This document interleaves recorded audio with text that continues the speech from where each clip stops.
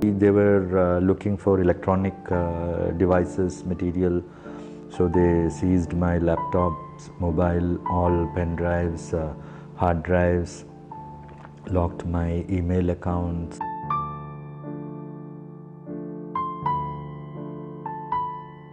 And then after a year, they come back with a summons for interrogation.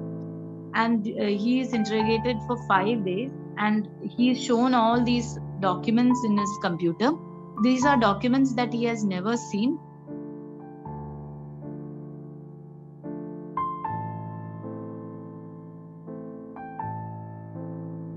A person who has solely fought for the rights of students and teachers, especially from SC, ST, OBC categories within the university, has been very easily framed as a Maoist, especially using UAPA.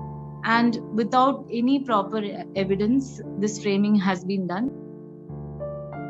I should say that he's really brave, and I'm really proud of him because he's doing his best inside.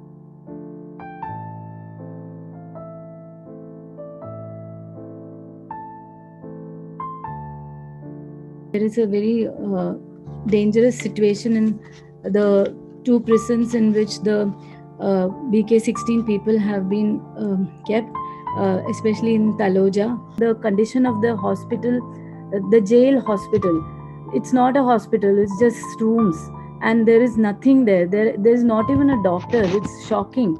And there is no staff, no medicine, no pharmacist, nothing there to look after the people. He started having an eye infection on May 3rd, and till May 12th, he was not admitted to the hospital. From whatever calls we were getting from the prison inmates, we were getting desperate messages about how bad the infection is, how it has spread through the cheeks to the forehead, and his eyes had pushed out. Right now, Hani Babu cannot see properly, and from what Babu told the lawyer, we understand that there is no water in the jail, and the jail superintendent is denying it. So Babu had to even wash the cloth with which he was wiping the eye with soil water.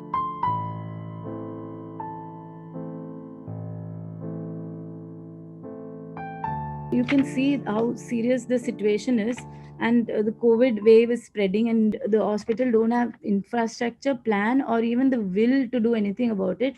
It looks like once you're a prisoner that there is no value for your life.